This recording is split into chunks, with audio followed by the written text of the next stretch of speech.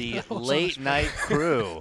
I welcome the organic surprises like that. We'll need it here. We've been needing it because we got more MDL action coming your way, folks. We had a little bit of an intermission, but it's time to continue our playoff journey. We got Gods, we got Jack. We got Jack right here, right? Okay. What's up, Jack? I'm here. He's still recovering. Before this, we were opening up all of our fantasy player cards. At least these gentlemen were, Jack in particular. Super excited. He managed to fill out his favorite team as far as all golds go. What'd you get? The only all-gold team I have so far is Execration, so I've had to go with them for now because I want to see the higher level rewards. Yeah. The only thing I would like to push for is a more efficient recycling process, as there's much suffering. And he was incredibly it's salty. already better than last time. Last time that button to delete all your duplicates didn't even exist, so it's improved. All right, so we got some cool graphics and stats here. This is the one gentleman we're missing in the lobby right now, but KDA. Probably the most badass he'll ever look. He's the best KDA for a carry player, at least whatever patch these stats are based on. That's impressive.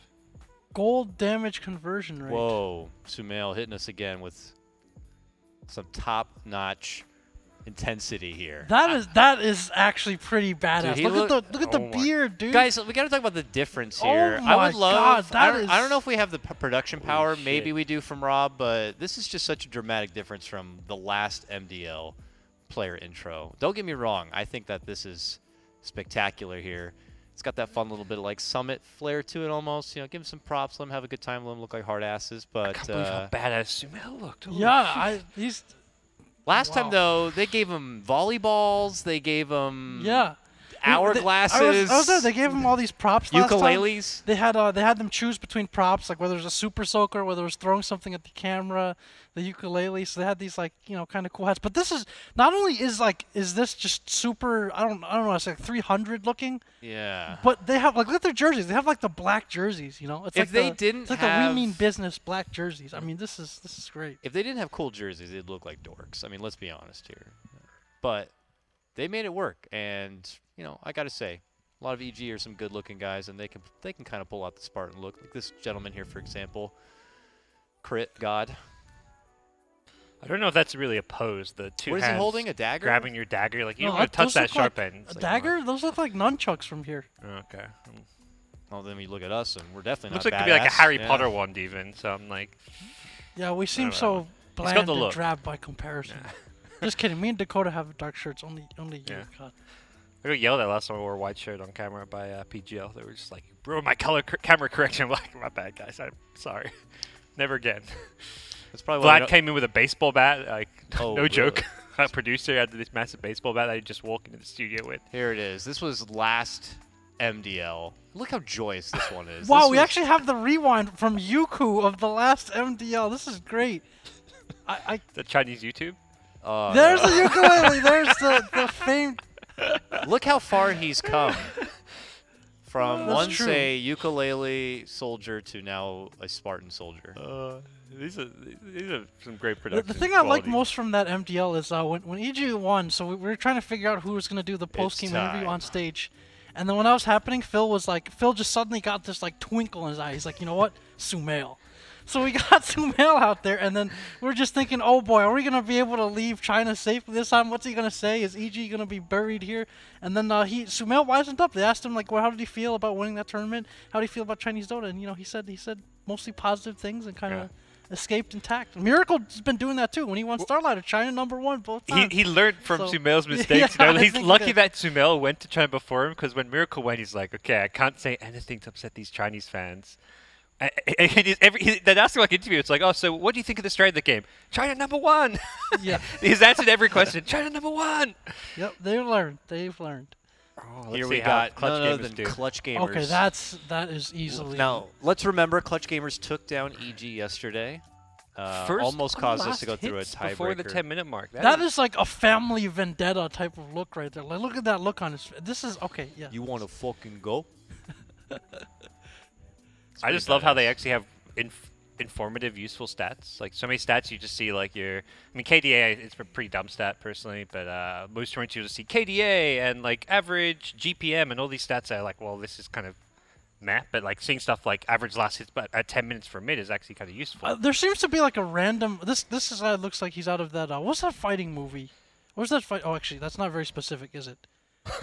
Street You're talking about those Fighter, two? No, Bloodsport. Those two fighting movies. Those two like Thai Oh fighting. shit! Boombox. Ip- This guy's Ip full Man? Spartan. Oh Ip Man? my. Oh, Boombox. He's got I the name play for it, too. Ricky.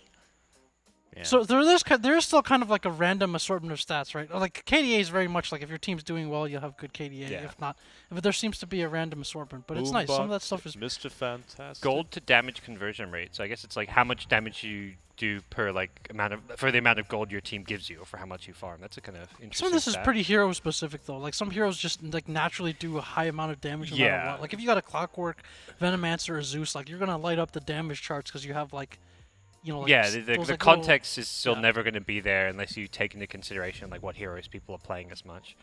This guy's double wielding axes. I can't quite tell what the front one is. So there's a little discrepancy between the so the singly killed rate is like is more like gank rate if you translate the Chinese, like how many times this person got caught. Oh, So how it's, many very times interesting how they're they- killed alone, or how many times they're getting Well, killed the alone? Chinese is how many times they got caught, but this from the singly killed translation, it seems like they're Caught. trying to say it's like how many times you got solo killed. Yeah, singly killed rate to me is like how many times you're alone and you get picked off. Like Yeah, you okay, don't want yeah. you don't want a high. Yeah, high that's what rate. it would be. Like how many times you got caught alone. Okay, so that's what it is. Yeah. Yeah. It's a weird word. Like I don't know what I would have said, but like I guess they're trying to come up with like a concise phrase for it. But And, that's pretty cool. yep. These guys These are our barbershop friends here. So from left to right, oh, that was free again. AA and Dove, our homies Oh, from. AA. Yeah, he was on our team for when we played. That's right. He Caster. betrayed his people to play with us in the caster show match. Cause Oh we yeah, in the left middle, one. right? Yeah, that's AA right there, and Yeah, free again he on the played, right, and Dove Rubik. on the left. Yeah, he did good. We had a good time. There they are, right above your head. So we get to. They've got their Chinese team. Meanwhile, we've got like our Monster Energy, Coca-Cola here in America. Oh, you're right. Yeah. They have that little bike and little tea set. They've got there. this snazzy Yeah. themed, like kind of like 1940s Shanghai, like Is like that what they're going French for? concession type of outfits. And Hey, my lady, would We're you like to just- enjoy some Dota on the picture tube? it's nice. They got like tuxes and stuff. I mean, I've never been. Yeah, well, that's yeah. I've never been to tux before. That's too much. Never been in a tux before? That's right.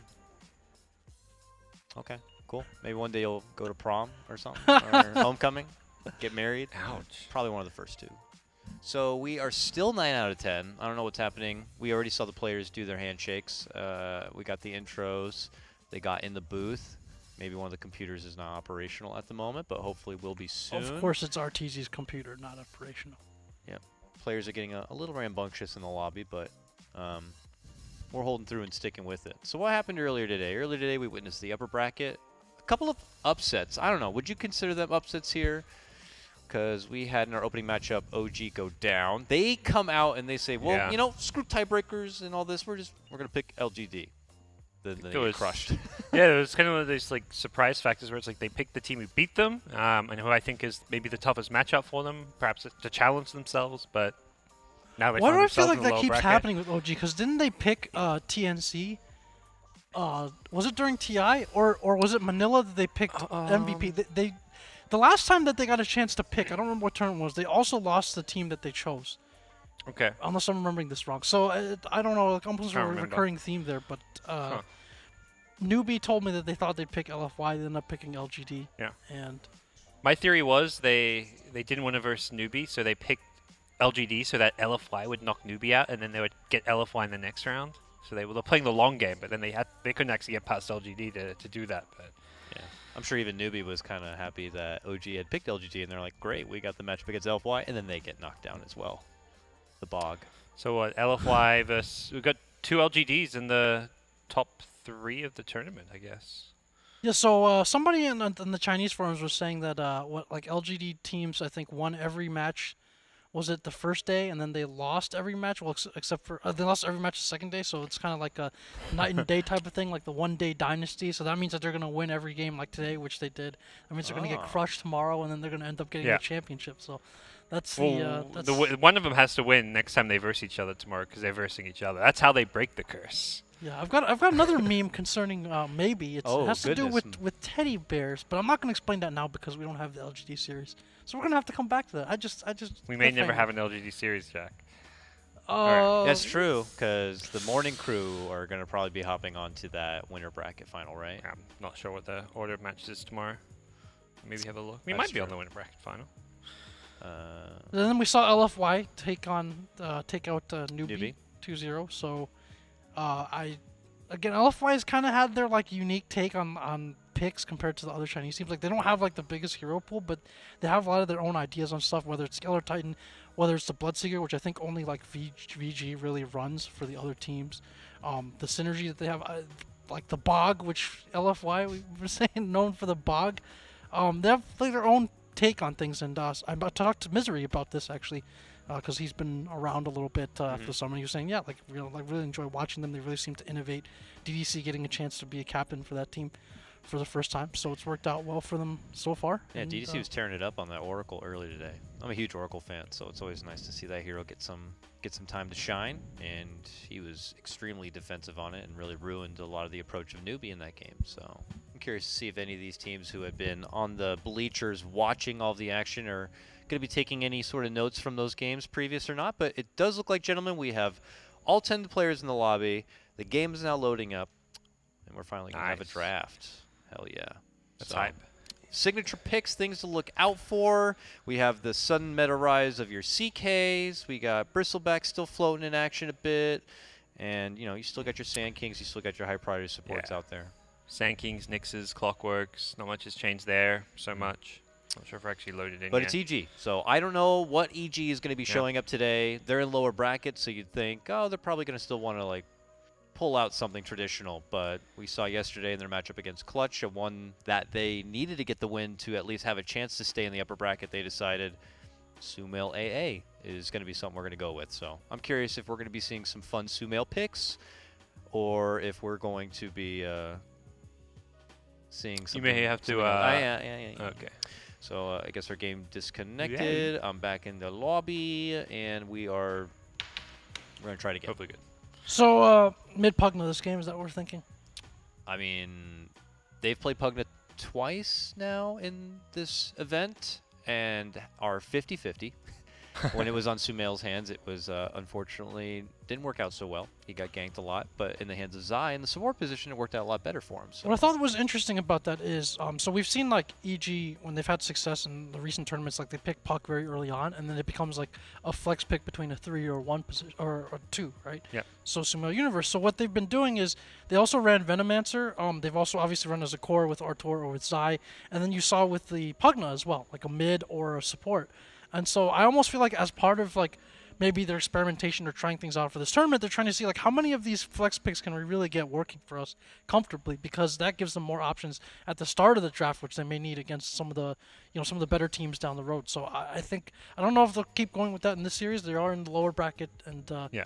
You know, think that's why they try the Puck as a support, even, see how flexible they can be with some of these heroes? Yeah, because that's right. truly scary, right? If you're picking a Puck and it can play 3 different positions, I mean, the things you have to account for just go up quite a bit. So it changes the game so much when you don't know your opponent's lanes, because it's very easy to know whether you can get away with like a certain like greedy carry pick if you know the lane matchup is going to work for it. But if you suddenly have a different matchup than what you're expecting, you can just lose the game from the lanes. So we'll see what comes out here. Clutch banning, interesting they ban the Drow and the Puck. Normally you see most teams are seeing just ban one or the other, because by banning the Drow, the Puck offlane isn't as potent. You mostly have to run the Puck in the mid, or you ban the Puck and the Drow is not as scary. They leave the Wisp out there, though. EG are not going to hesitate on grabbing it. So, Crit Wisp. He was once known as the greatest Wisp in NA. I would have expected Wisp and Drow to be banned. I mean, the Drow is just such an enabler for whatever else they want to run. And the Wisp is kind of just, I don't know, it's like I think this has just got to be one of EG's scariest heroes no matter what. It, again, just gets so much done. It can come and win any of your lanes for you. The mobility that they like to play naturally around. Not that Puck doesn't provide any of that, but I feel like the Wisp is just more of a natural enabler than the Puck. So Wisp is going to be out there, and then that opens up a lot of options for them. Sand King here for Clutch to get their first pick grab. Some teams have been doing that Witch Doctor in the first phase. I was curious to see if Clutch were going to go for it, considering the Wisp was already out there, but Sand King is just so good. Got to get it. And then the immediate follow-up is going to be our faceless friend, Mr. Faceless Void. When you talk about CK becoming a meta pick as, like, I think he's more like as that 3rd, 4th pick. I think the new emergence in the first stage for meta picks is Void and perhaps Phoenix. I mean, Sand King, Io, these have always been there, but I think Void has become much more of a top pick lately. Same for the Phoenix. Not seeing a Phoenix here. I don't think we will from EG, but that's more like what we've seen of OG and some of the other teams. It was kind of like that last year's TI too. Like I remember Wings, for instance, would take a lot of Mirana or Timbersaw or Void very early in the draft. Like they didn't mind picking one or two of their cores because they were still flexible with the laning. That's like kind of been since Void's major changes like a couple patches ago. That's kind of been one of their advantages of the hero. And the hero also is like very difficult to deal with like whether you have a meta pick like Bristleback or something like that the Void does well against. But if you can't burst him down or control him, then it's very hard to kill him no matter what position he's in. So I think that's been a real advantage as well. Here's that Venom you mentioned, the flexibility there with this pick to run it as a support for crit or in the hands of Arteezy. I don't think we've seen any Sumail Venom, but I've definitely seen mid Venom from some other teams. Still pretty prevalent in pubs as well. Any pubs are rampant with Venom pickers these days. Maybe was running that mid Venom a couple months ago, and he used it with some success as well. That build is very different. It's like a max Gale and Poison. It's like a 4-3-0 build, and then if he gets rotation, depending on who the mid laner is, if it's a bit more static one, and they get rotations, like the kill potential is absolutely absurd against even like a Lina. I think back then was like Lina is a hot pick now, but like even more so back then with the talents, and it was just like if you hit Lina with the Gale and there's a +1, like the Lina just goes down. Still, like you guys are talking about, a lot of flexibility available with this first phase set of picks, so we're not getting a whole lot of information out there. So I'm curious to see when we get into the second phase of bans if things are going to become a bit more revealing here. That CK is still an option out there, and we already know that. Wisp CK is a classic pairing, so I'm curious if it will get the ban. Sumail Storm Spirit obviously going to get the nod. It's always been a popular pickup, and when you have Wisp already on their team, just kind of enables him to do what he pleases. Focusing bans all in the cores, as you can kind of see with the Eye of Venom, likely supports, at least one of the two supports picked up, maybe even both. So likely we'll see bans onto mids, offlaners at this stage. We can do an AA for clutch gamers. Do you know if they played at all? AA Faceless Void, plus you're going against the Wisp. Might be... Yeah, it's definitely a nice option. I think AA's received enough buffs. We're seeing a few teams bust it out. For a little while, teams were first picking it. I think that kind of phase is over, but the hero is definitely quite powerful. Doesn't deal well with like the annoying Venom push. If it's like a safe lane farming Venom, I think AA is quite weak playing into that compared to maybe some other supports, but we'll see.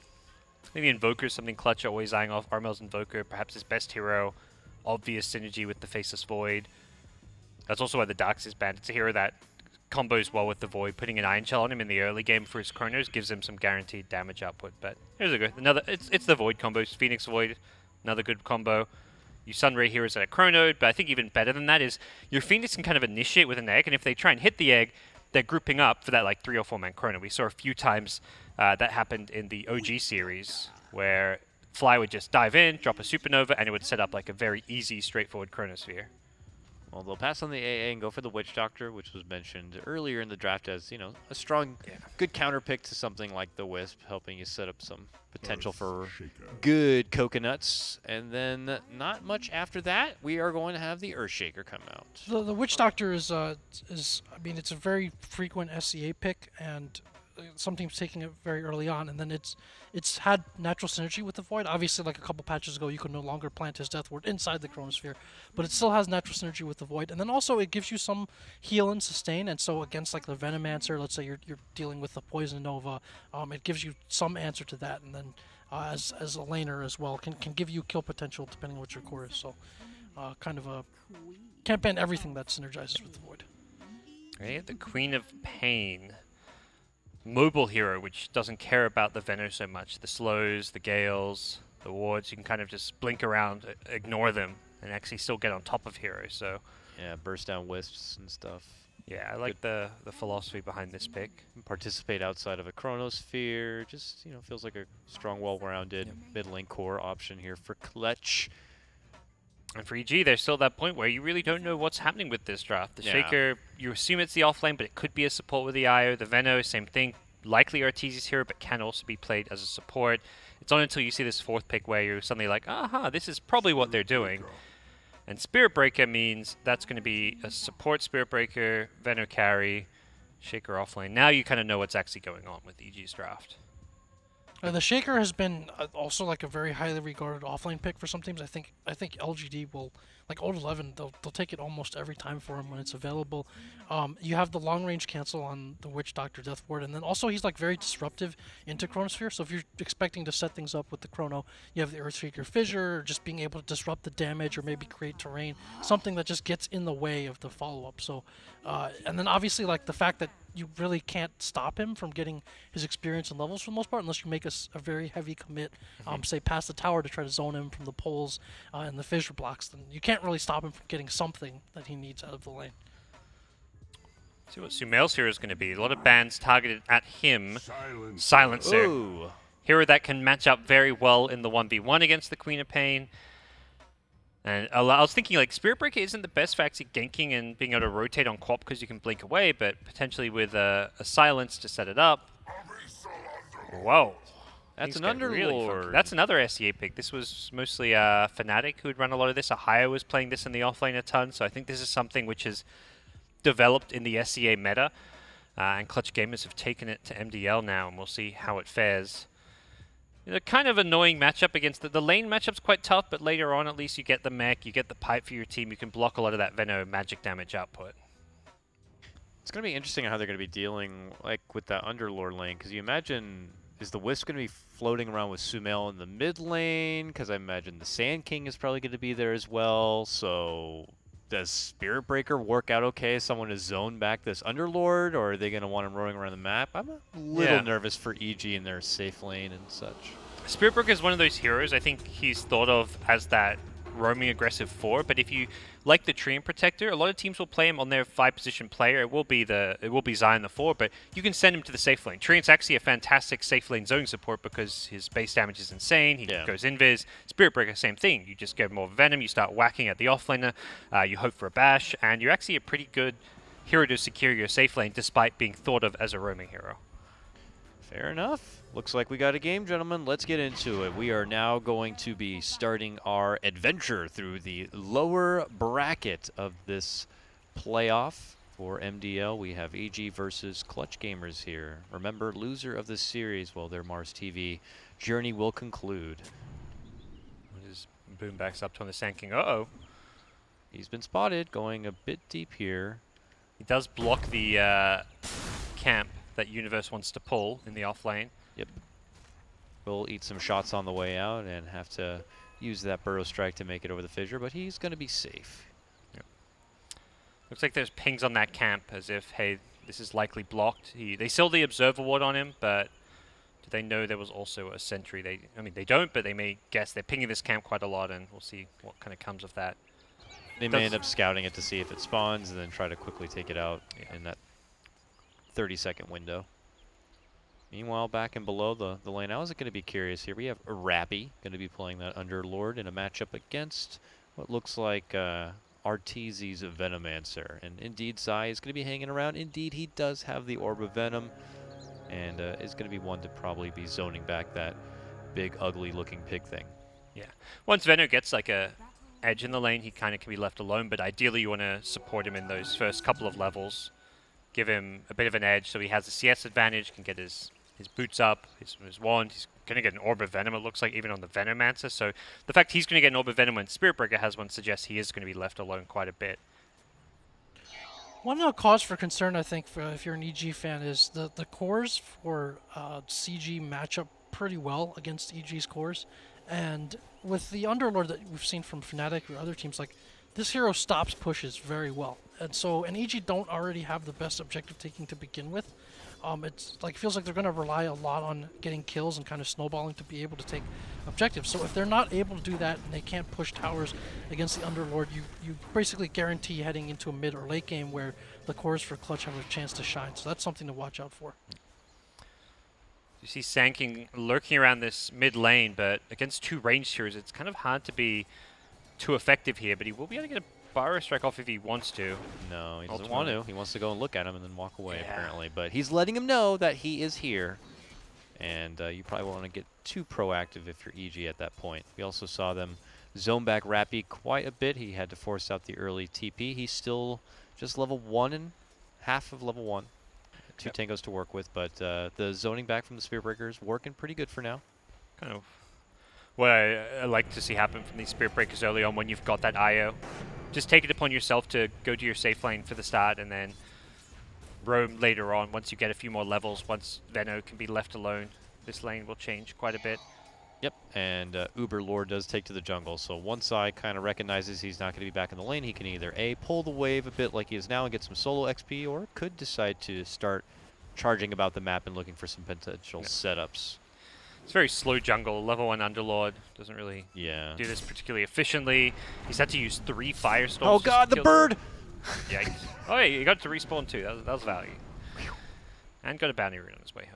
Gets his level 2. Works out for him okay there, although it was very close. Yeah, but, you know, we have Universe who's able to kind of hang in the lane. He gets his own bounty rune, it looks like. He now notices the camp is blocked. They actually missed the sentry, so he doesn't have access to that camp. So it could be going even better for Universe, but at the moment he has been nerfed down just a bit. But look at this. Now we have a rotation coming out. Fly solo on the Witch Doctor. Now kind of taken to the mid lane here. Knows he has the power of the coconut, and if he gets a good setup on the crit Sumail, this could lead to a good first blood. So he begins to creep in. Coconut! Throws it out, and it does find a second connection onto crit. No follow-up, but they strike onto Sumail. Crit with the overload. He's trying to help out with the damage reduction, and it is going to be good enough. They turn their attention onto Fly Solo. We'll be able to get him down, and it looks like they could make it a twofer. Zai gets in on the action, and Boombox could be next, but he's got the speed of the boot, and he's going to be able to make the way. Charge, though, onto Armel. Even gets the follow-up bash. Fly Solo is back now, though, and EG will pump the brakes a bit, but it's going to be EG who get the first blood on that gank attempt. Man, Crit having a salve. He actually doesn't have a bottle on IO, but if he had a bottle, Silencer dies there. But because he has a salve, it's faster regen, it's more regen. He just pops his overcharge and salves up Sumail through the entire thing. Sumail probably tanked about, like, over 1,000 damage there, I want to say, in that gank, but he survives all due that IO heal. Really, really good play from Crit. Overcharge plus salve was definitely and EG just felt so ready for this. You see this ward they have above that cliff, so they were able to see that rotation coming. And then Silencer, not a very mobile mid-hero, so he's a bit susceptible to these rotational ganks, but the Wisp and the Spirit Breaker both make up for that. And there's kind of, again, like a ripple effect as we see a skirmish break. Yeah, top lane, they're putting pressure onto Universe, but Crit has stepped in along with Zai. They're trying to help him out, but there's just too much firepower. Universe going to be going down, but EG attempting to go for a bit of redemption. Boombox narrowly escaping yet again. The kind of the ripple effect I was going to say from the Underlord, because generally when you pick this hero, you expect him to be able to get something out of that offlane, not have to go immediately to the jungle, especially if he's up against only 2 heroes, one of them being a melee support. You would expect him to be able to get more out of that, but since he's zoned and he's not able to, that frees up the Spirit Breaker to really just go around and start wreaking havoc. And again, as you said, not have to protect the Venomancer at all after those early levels because of the autonomy that he has. The scary thing with this Venom is he's farming the lane and the jungle at the same time. He just sets up his wards, he farms that big camp, he stacks it, and he's also farming the safe lane. Arteezy is going to be a big issue this game with how much farm and experience he's getting. And he just has those deep roots of Dota playing where he knows to take these kind of heroes and max the efficiency grind. Like Naga in particular stands out to me, and one of those things that when you kind of know what's in the meta, you grind your way through it to know exactly all the min-maxing of farming efficiency with that lane. And it's being demonstrated here quite nicely by Arteezy right now. And also something to watch for, like if it's a core Venomancer on Radiant versus Dire, because Radiant doesn't have the same like tri-camp areas that Dire has, where you can hit both the Ancients and 2 camps. Yeah. But it does have these kind of like lane areas where you can do that. This safe lane being notable. Like you can do that on Dire as well, but just trying to maximize the farm, and like the safe lane is like the best position for him to be able to do that. And without really any threats coming at the moment from CG, he can just do it scot-free. EG's support duo at the moment have been kind of off the radar, but they have spotted Boombox nearby, so they'll pressure him a bit. Zai even committing him with the charge, but as he approaches the high ground and joins arms with Rappy, EG will obviously, you know, pump the brakes there.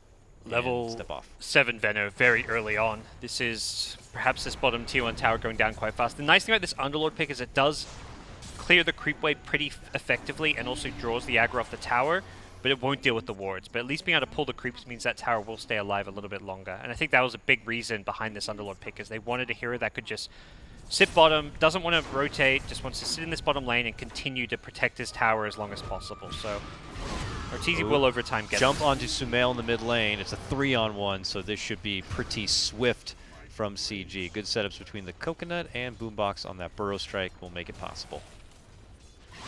Just a good opening right there.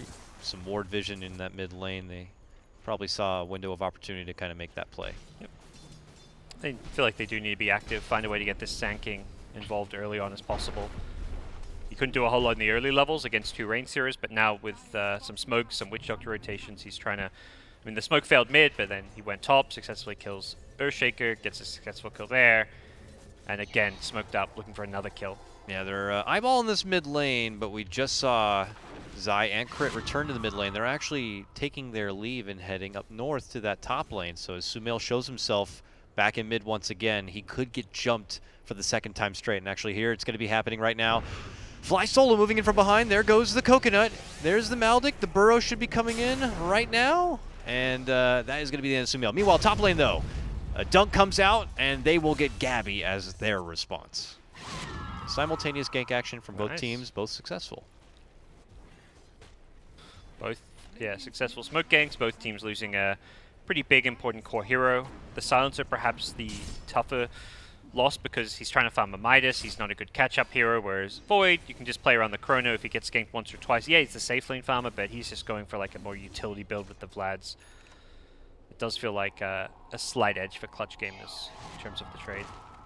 Yeah, Silencer did have a pretty good time CSing against the Queen of Pain. I mean, I'm going to chalk that up to Sumail things, and he did get that protection early on, but he's given up a few kills here. Once again, concern, if you don't have a good start, it's harder to take these objectives, and then the cores, like especially the Queen of Pain versus Venomancer, as you mentioned before, even Void against Venomancer, like the damage, it's not easy to bring them down. You're going to need very good play from the Earthshaker and chaining stuns together often to bring down some of these cores. Yep.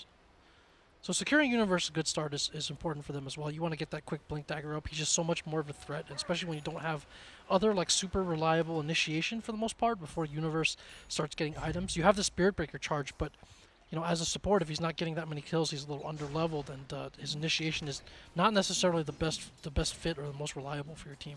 Eyes on bottom lane.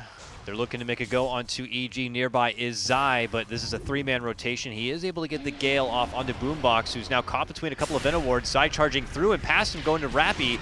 Maybe caught in a bit of trouble as the pit's going to get committed. Now the Sonic Wave, and that's going to be plenty of firepower to get the finish onto Zai.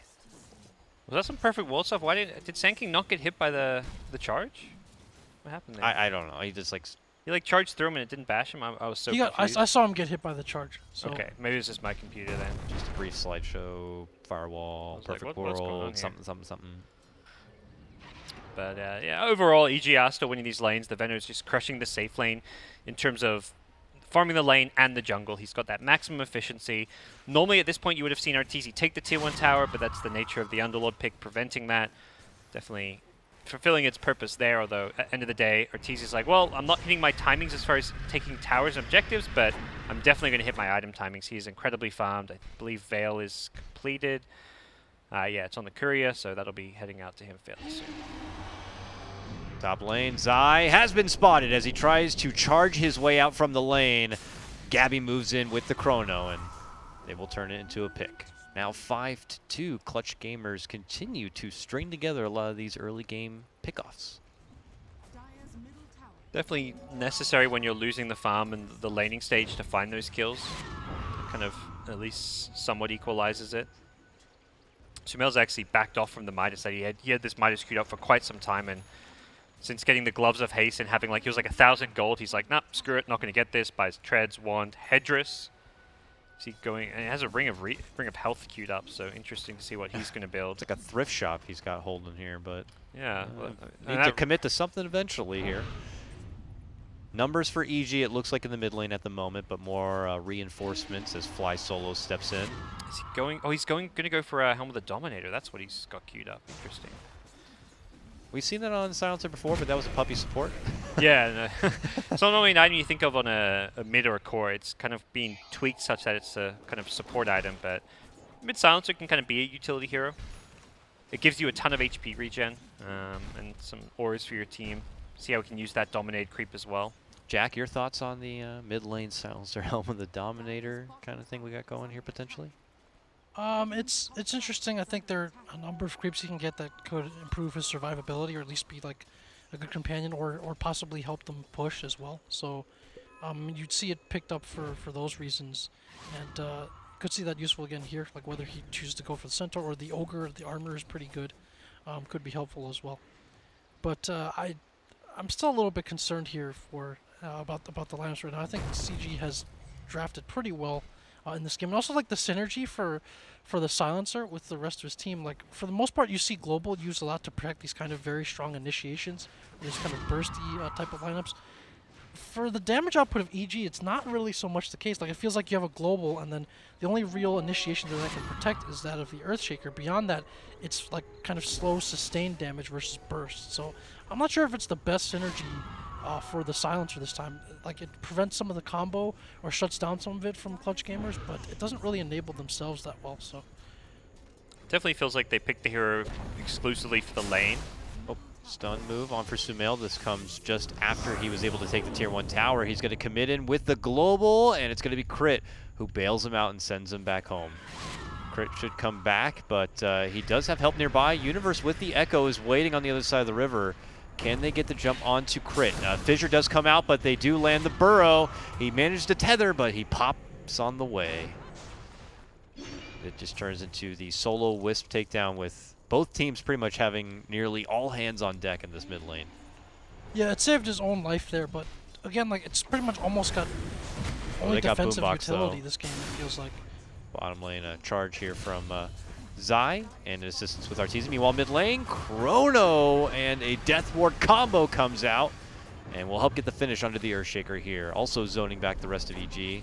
Clutch Gamers just applying pressure onto this mid lane. They can't follow it up with any sort of +1 tower takedown, but more kills the merrier. And it also will prolong Universe's Blink Dagger just a bit more. It was a very quick TP response from Arteezy when that Chrono comes out after getting the kill bottom, but ultimately they don't have that easy initiation until they get a blink on the Earthshaker to actually turn those TP into kills necessarily. And Earthshaker getting caught in the Chrono, so Arteezy TP's in, but Clutch Gamers, very mobile lineup, already have disengaged. The Time Walk, the Queen of Pain Blink, it's very easy for their draft to kind of get in and then quickly get out.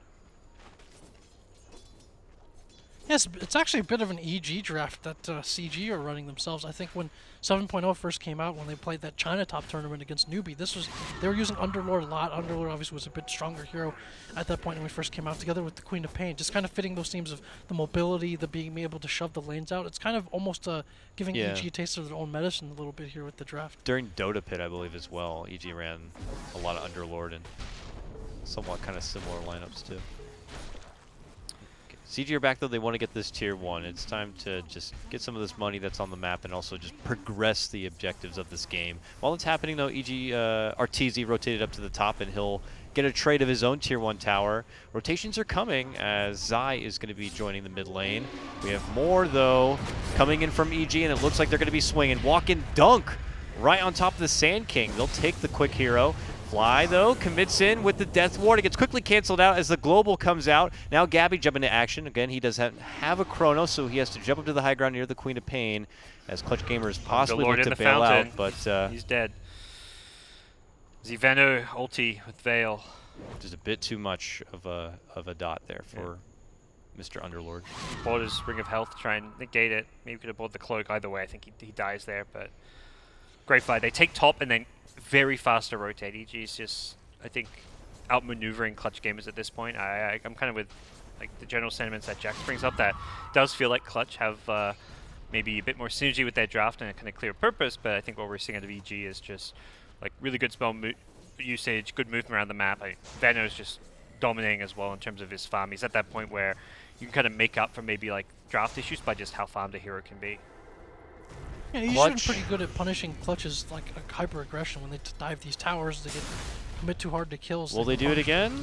Moving in for Crit. They even commit the Chrono on top of it, so they will certainly get their Wisp. So I guess a cheeky deny. But yeah, they lose out on the money of the tower, and Arteezy continues to plague his way through this top lane on that disgusting Venomancer. I haven't mentioned how happy I am that we're seeing a Corvette. Just kidding. Oh, well, not really. I'm glad it's the first one. Hopefully it's the last one. It's He's Some just hero. so hype right now. Yeah. The big plays when he hits the R button and drops wards. In some ways, it feels like a new version of a Naga Siren, because like it plays kind of similar to a Naga. It fights obviously a bit more, but it's this idea where you can push lanes and farm, and you can't punish the hero because he scouts you with plague wards, much like a Naga will just push with illusions. It's a very hard to punish split pushing hero that farms incredibly fast. Not quite Naga status, but it's close. Yeah. Piece of me dies when I see either of them drafted for sure, but but we're seeing Arteezy definitely make a strong case for the potency of the hero here. Tier 2 now under a bit of threat. He alone could force a lot of rotations, but the rest of EG have already made their move down in for the mid lane. They hit onto Gabby and then step off a bit. They do not want to overcommit onto this one and get too overzealous, so they take the opportunity to just head to the north, join up with Arteezy, see what's going on here. I think the enjoyable thing for me with Arteezy's Venom is just how well he plays it. I feel like he's well ahead of most of the Venom carries out there in terms of his efficiency, his rotations. He seems to me to have the best understanding of how to get the most out of this hero. Yeah, like the Veil has been an item that's been changed a lot, like from here and there, and like the HP regen gives you a lot of sustain. So like the hero doesn't need that much mana because you're not going to be ulting too often most of the time, and so if you have enough sustain to stay out on the map and keep the wards up, that's where your farming efficiency is. And with the wards being able to clear waves very quickly, but also neutral camps, you also spend like less time and energy necessarily micromanaging them or having to be there physically yourself to farm stuff, so that increases his farm efficiency as well. And then he does have quite a bit of magic damage, especially with the Veil, that can be underestimated a bit. He's sometimes tankier than people think he is, especially if you see a build like Solar Crest or Halberd. Usually you expect a Veno, especially if you're seeing it as a support, to just be bursted down, to just be this crispy bug for, you know, as a snack. But as a core, he's that much harder to kill and that much more difficult to deal with in lane. Not gonna find the quad mid. I think the other thing which I know Blitz made some videos recently on is the way he pressures lanes by how he farms. He's not just focusing on farming efficiency, but he is, but he's doing it in a way that he's always pressuring the lanes. He doesn't care about showing himself on the map because he forces clutch gamers to react. If they don't rotate top, I mean, they do lose their T2 tower, and that was with heroes sitting up there. So he's always farming in the most like aggressive places possible. He knows he's the hardest hero to kill on the map, so he's going to take like the dangerous farm on the map. I really hope a lot of the lower skill level cores watch those videos for sure. The ones in my pubs, because they like to sit back. They and, love like, the to be safest jungle possible. 3 of them in the jungle. Yeah. None of them in the lane. Those games are really frustrating to play when you're on like the playmaking hero, like a 4th position, like an Earth Spirit or something, or playing an offlaner like a Let's Nyx. do stuff, guys. And you suddenly you're going around roaming, ganking, and then you just look at your team and they're farming. It's not that there's 2 or 3 farming, and they're farming the most passive places possible. That is like the worst thing you can do as a core is to farm passively. You always have to farm aggressively to the extent that you can get away with it. Yeah. Maybe right now, someone right has to get to the mid lane. Like right now, somebody has to get to the mid lane for EG. You know, Zai steps in. He's got that lane to work with. Arteezy still playing his way through the top lane. And they also have bottom covered here. For CG, it feels like they've been pumping the brakes a lot and just totally in on their farm game right now. So I don't know what the call to action is going to be for them, but they are waiting to get a couple more items online here. But we're seeing just Arteezy alone force 2 of them to kind of step off a bit. Silence. Follow up. The global comes out from Sumail. The charge is in, and Crit even rotating in with Sumail, bringing in that right-click damage. The Witch Doctor also going to be going down. A good Sonic Wave does fly out. Not enough to get the finish on Zai, and now EG look to clean up the rest of the mess. 3 are going to be going down and make it 4 as Universe helps swat down Armel on his Queen of Pain, making it a 4 for 2 trade. Mid Chrono animation. He was going to stop the charge. Chrono 2. Don't know if he gets the kills, but he's going to at least survive. And Global Silence comes in. It was perfect from Sumail. Not the Sand King, but it was still just not going to be enough for clutch gamers to win the fight, even though they do get some support kills. And this is an item that you usually don't see on the core Veno or the Arteezy Veno, at least the Blade Dagger. It's more of this kind of almost like a plague bearer build, right? You jump in and kind of get your ult off, and then you kind of don't care if you die after. So that you would have seen a different position played like that. But in this case, with the Global Silence, it allows them to potentially surprise the Void if he's out of position, if he shows, and if he's not actually doing the clean initiating as you were talking about. Gives them a chance to hurt him and stop his team from getting to him as well. So yeah, I like the synergy you mentioned with the glow. The other thing, I always think of Blink Dagger as like one of the counter items to Void in general, because especially Voids without blinks, you see him coming, he tries to time walk in and chrono you.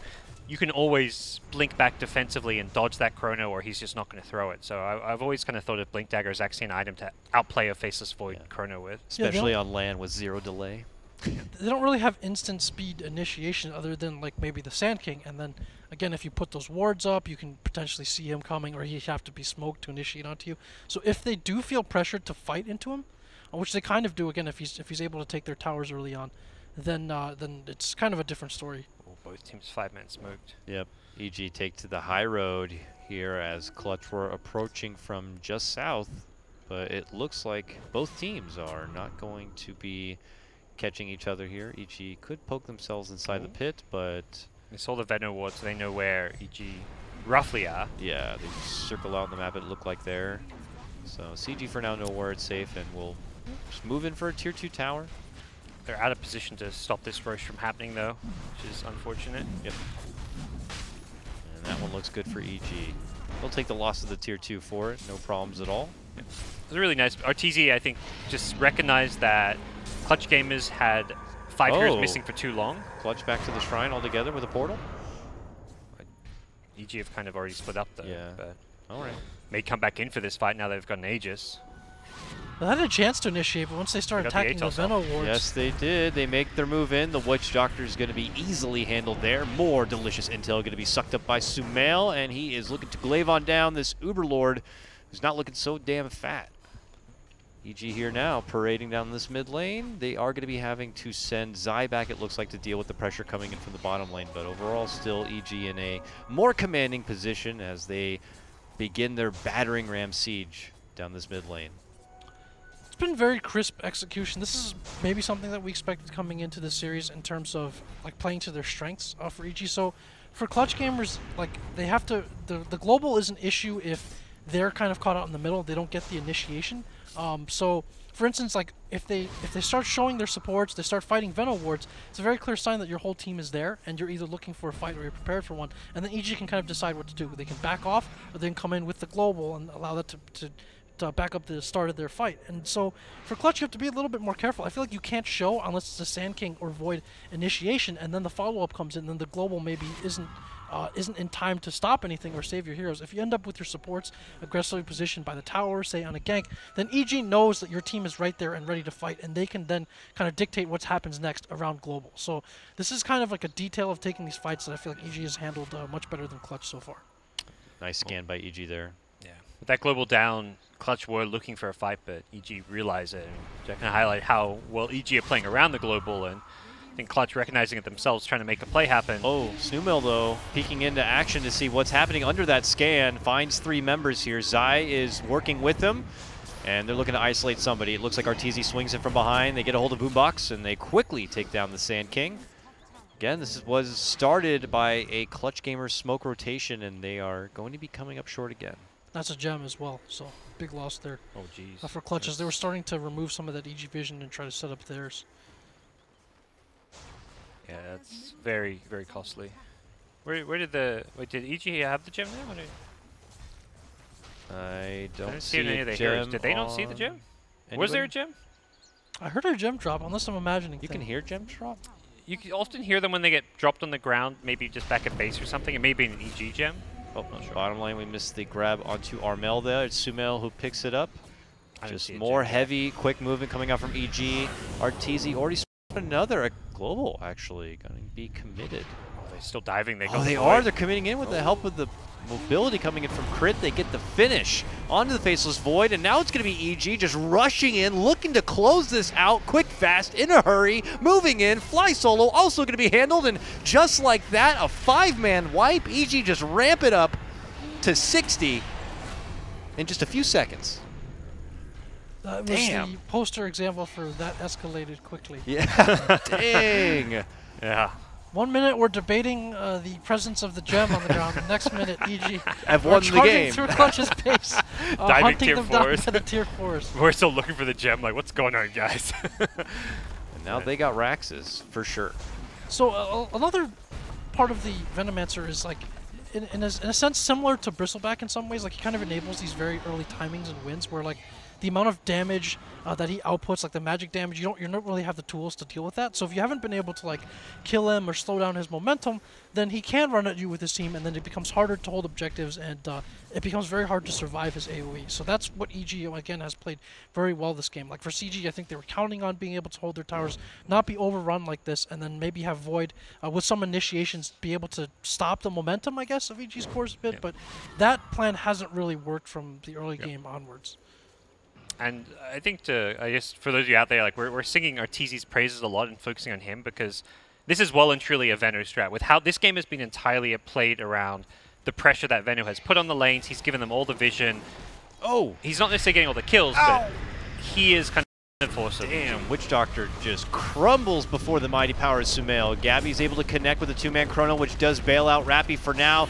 The epicenter comes in, doesn't find connection under the chrono though, and now Sumail's able to dish out the right click. He's fighting with the last remnants of that Aegis, and it finally will pop. They do get a follow-up kill onto Crit, but now the focus is going to be into Armel's Eye. Taking it to him now, able to get the connection with the bash. Armel though, able to blink away back to the safety of indoors, but still nice little trade for EG. They get something out of the last moments of that Aegis, and now they're here once again to the CG base side, looking to put Game 1 in the books. Yeah, EG, very convincing, dominant stuff. And Arteezy, the Venno has itemized very well for this as well. Like, often you'll see like something scaling out of a core.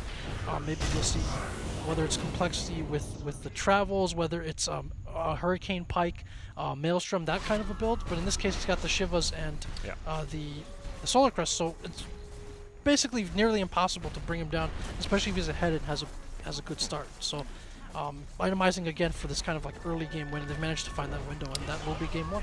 Yes, it will. They start that top push in by taking out the Faceless Void. He didn't even have a chrono for that defense. EG just come in, and they just got too much going, and the momentum cannot be stopped. Not by Clutch in game number 1. Kind of the EG we thought would show up, and I think for EG... Oh, damn, is that a Karate Kid headband? Oh, Sumail is a legend. It looks like it, at least. He's come such a long way from being that, like, awkward 15-year-old kid when he broke in the scene. He's such a badass now. Is that a Ralph Macchio headband? I gotta see. Turn this way. Oh, well. Congratulations, EG. Congratulations to our bartender barbershop boys. But we're back at the BTS studios here well into the early morning, and our first game of the lower bracket playoffs has completed. But it is a best of 3, gentlemen. Clutch will still have a chance to be able to stay alive, but things look good for EG already. They do. I think for Clutch, I don't know, it's not like anyone individually played awfully. It was just the teamwork and coordination wasn't there the way EG's was. I don't look at that like, oh, Clutch really didn't show up or played terribly. I think EG's clearly the better team. They're expected to be the team to be able to deal with Clutch fairly convincingly, and they kind of got the job done here. For Clutch, it's going to be potentially their last match in a long time coming up next. This team has had not the success they were perhaps hoping for with qualifying for numerous LAN events, and you got to wonder what comes next for this team. This is like it's not that, like that first LAN, you're like, all right, this is our first big LAN as a team, but now you're like, well, we just had like 4 LANs as a team, or 3, or whatever it was. That's the thing. There, I would hope, would be some sort of powerful motivational speech in the Clutch Gaming locker room, whatever it is. It's like, guys, this could be our last game for the Dota season. It may be the last game as a team if it doesn't go out well. They got to step up now, Jack, if they want to be able to stay. It is unfortunate because a month and a half ago, like this team was like the new big hope of Southeast Asia in a sense, where they were just sweeping through qualifiers, all these lands to look forward to, and it's kind of, I think from Manila onwards, things haven't really gotten better for them. They've also like gone away from the kind of successful playstyle that they had, where you would see Boombox making those great plays as a 4, as a roamer, and then you would see Armel just kind of controlling the pace, and I don't. Maybe teams like looked into their playstyle a bit more, started paying more attention to them. That's something certainly that happens once you get onto like the LAN scene, and the teams know that they have to start paying attention to. But at the same time, like in terms of laning, I think they're okay. But there just seem to be a lot of details with what the team is doing. When they need to execute a fight, what they're giving away, how much information they're giving. Those things, like those details, really matter against good teams like Evil Geniuses, and so that's something that EG clearly outplayed them this game on that front. Sounds great. All right, we will cut to a return. We'll be hopping into game number 2 of this MDL matchup, Evil Geniuses versus Clutch Gamers in the lower bracket. See you soon.